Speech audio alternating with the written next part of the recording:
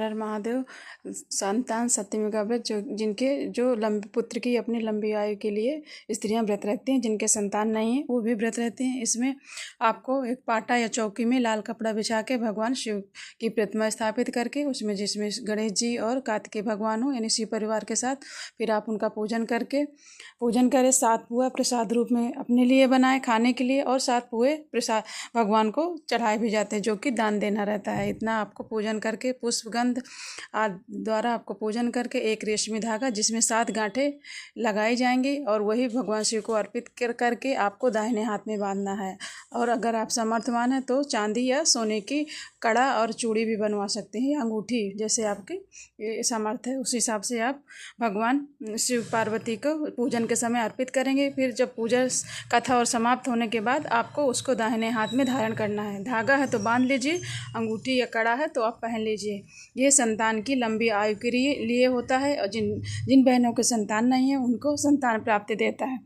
इस पूजा करने के बाद आपको कथा भी पढ़ना है, क्योंकि जब तक आप कथा नहीं सुनेंगे तो आपका व्रत पूर्ण नहीं होगा। इसलिए संतान सप्तमी की व्रत कथा इस प्रकार है। एक हाथ में पुष्प लेकर आपको कथा सुननी है। एक दिन महाराज युधिष्ठिर ने भगवान से कहा कि हे प्रभु, कोई ऐसा उत्तम व्रत बतावें जिसके प्रभाव से मनुष्यों के सांसारिक दुख क्लेश दूर होकर हो, पुत्र एवं पौत्रवान हो। ये सुनकर भगवान बोले, हे राजन, तुम बड़ा ही उत्तम प्रश्न किया है। मैं तुमको एक पौराणिक इतिहास सुनाता हूँ, ध्यानपूर्वक सुनो। एक समय श्री लोमस ऋषि ब्रज मथुरा की मायापुरी में वासुदेव देवकी के घर गए थे। ऋषिराज को आया हुआ देखकर वे दोनों अत्यंत प्रसन्न हुए तथा उनको उत्तम आसन पर बैठाकर उनकी अनेक प्रकार से वंदना तथा सत्कार किया। फिर मुनि के चरण उपादक के अपने घर पर शरीर को पवित्र किया। मुनि प्रसन्न होकर उनको कथा सुनाने लगे। कथा में कहते हैं लोमस ऋषि ने कहा कि हे देव की दुष्ट दुराचारी पापी कंस ने तुम्हारे कई पुत्र मार डाले हैं, जिसके कारण तुम्हारा मन अत्यंत दुखी है। इसी प्रकार राजा नकुश की पत्नी चंद्रमुखी भी दुखी रहती थी, किंतु उसके संतान सप्तमी का व्रत विधि विधान सहित किया, जिसके प्रताप से उसको संतान का सुख प्राप्त हुआ। यह सुनकर देवकी ने हाथ जोड़कर मुनि से कहा कि हे ऋषिराज, कृपा करके रानी चंद्रमुखी का संपूर्ण वृत्तांत तथा इस व्रत का विधान विस्तार सहित मुझे बतावें, जिससे मैं भी इस दुख से छुटकारा पाऊं। लोमस ऋषि ने कहा, हे देवकी, अयोध्या के राजा नकुश थे। उनकी पत्नी चंद्रमुखी अत्यंत सुंदरी थी। उसकी नगर में विष्णुगुप्त नाम का एक ब्राह्मण रहता था। उसकी स्त्री का नाम भद्रमुखी था। ये भी अत्यंत रूपवान सुंदरी थी। रानी और ब्राह्मणी में अत्यंत प्रेम था।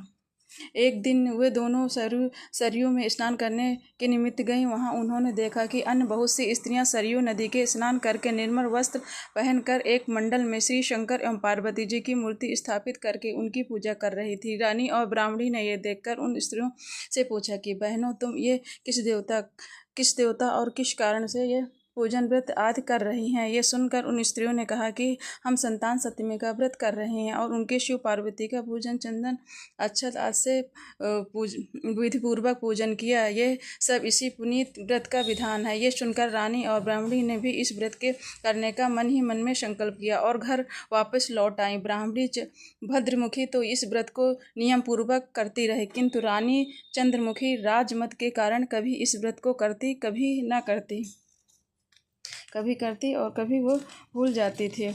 इसके बाद और कभी भूल जाती। कुछ समय बाद वे दोनों मर गए। दूसरे जन्म में रानी ने बंदरिया और ब्राह्मणी ने मुर्गी की योनि पाई, परंतु ब्राह्मणी मुर्गी की योनि में भी कुछ नहीं भूली। भगवान शंकर तथा पार्वती का ध्यान करती रही। उधर रानी बंदरिया योनि में भी सब कुछ भूल गई। थोड़े समय के बाद इन दोनों ने यह देह भी त्याग दी। इनका तीसरा जन्म मनुष्य योनि में हुआ। उस ब्राह्मणी ने तो एक ब्राह्मण के यहाँ कन्या के रूप में जन्म लिया तथा रानी ने एक राजा के यहाँ राजकन्या के रूप में जन्म लिया। उस ब्राह्मण कन्या का नाम भूषण देवी रखा गया। विवाह योग्य होने पर उनका विवाह गोकुल निवासी अग्निभील नामक ब्राह्मण से कर दिया गया।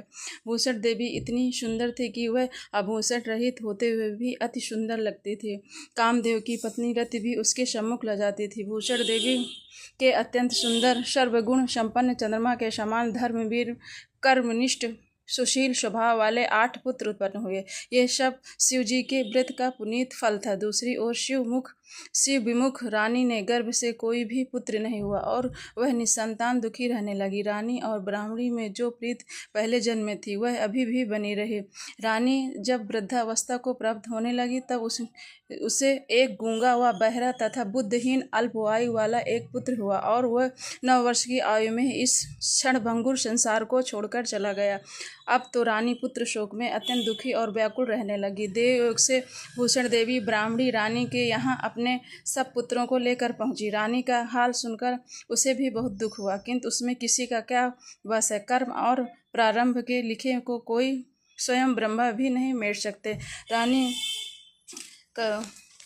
रानी भी इसी कारण से रानी को दुख देखा नहीं गया। वह इधर रानी उस ब्राह्मणी के इस वैभव और 8 पुत्रों को देखकर उसे मन ही मन ईर्ष्या करने लगी।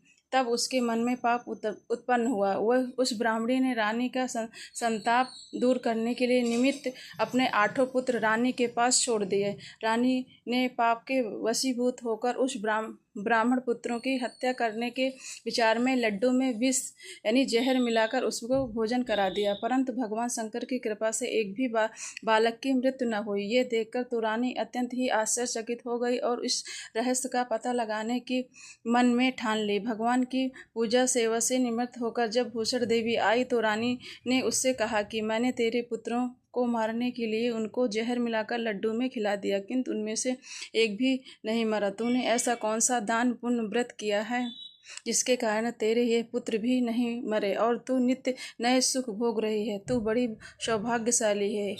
इन सब का भेद तू मुझे निष्कपट होकर समझा, मैं तेरी बड़ी ऋणी रहूंगी। रानी के ऐसे दीन वचन सुनकर भूषण ब्राह्मणी कहने लगी, हे रानी, मैं तुमसे 3 जन्म का हाल कहती हूँ, सो ध्यानपूर्वक सुनना। पहले जन्म में तुम राजा नकुश की पत्नी थी और तुम्हारा नाम चंद्रमुखी था। मेरा नाम भद्रमुखी था और मैं ब्राह्मणी थी।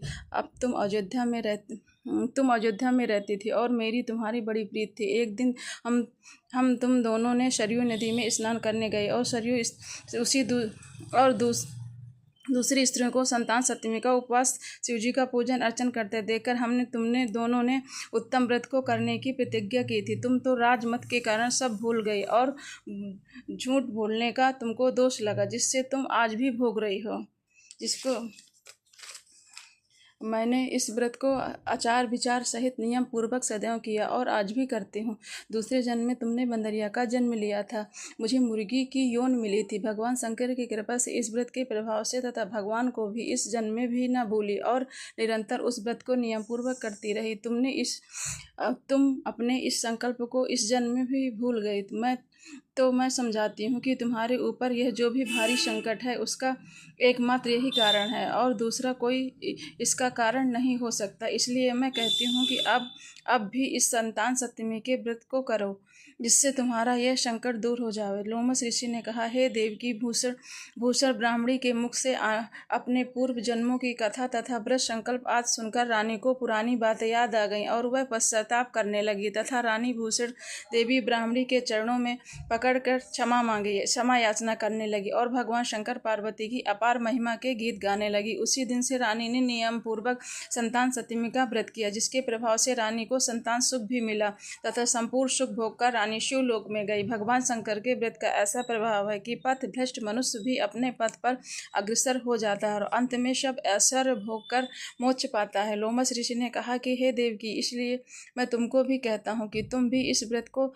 करने का दृढ़ संकल्प अपने मन में करो, जो तुमको भी संतान सुख प्राप्त होगा। इतनी कथा सुनकर देवकी हाथ जोड़कर लोमस ऋषि से पूछने लगी कि हे ऋषिराज, मैं इस पुनीत व्रत को अवश्य करूं, किंतु आप इस कल्याणकारी एवं संतान सुख देने वाला व्रत का विधान, नियम, विधि आदि से विस्तार से समझाएं। ये सुनकर ऋषि बोले, हे देवकी, ये पुनीत व्रत भादों के महीने में शुक्ल पक्ष की सप्तमी को किया जाता है। इस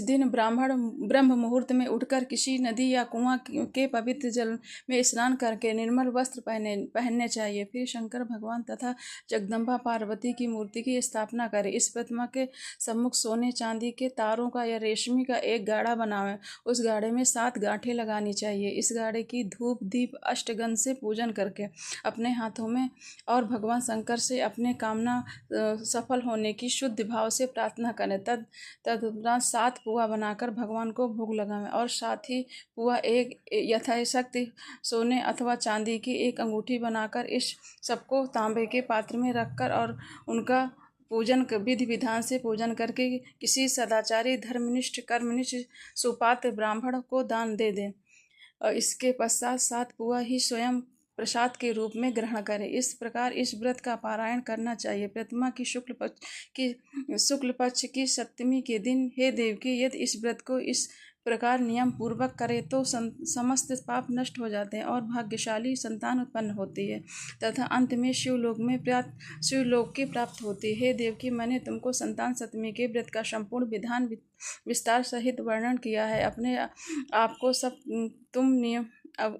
अब तुम नियम पूर्वक करो जिससे तुमको उत्तम संतान प्राप्त होगी। इतनी कथा कहकर भगवान आनंद पूर्वक श्री कृष्ण से धर्मावतार युधिष्ठिर से कहा कि हे लोमस ऋषि इस प्रकार हमारी माता को शिक्षा देकर चले गए। ऋषि के कथानुसार हमारी माता देवकी ने इस व्रत को नियम पूर्वक किया जिसके प्रभाव से हम उत्पन्न हुए। ये व्रत विशेष रूप से स्त्रियों को तो कल्याणकारी ही है परंतु पुरुषों को भी समान रूप से कल्याणदायक है। संतान सुख देने वाला, पापों को नाश करने वाला यह उत्तम व्रत है जिससे स्वयं भी करें तथा दूसरों को भी करवाएं। नियम पूर्वक जो कोई इस व्रत को करता है और भगवान शंकर एवं पार्वती की सच्चे मन से आराधना करता है वह भगवान निश्चय ही अमर यश प्राप्त करके अंत में शिवलोक को प्राप्त होता है। बोलो श्री शंकर भगवान की जय। कथा इस प्रकार थी। कथा करने के बाद आप लोग आरती करें। हर हर महादेव।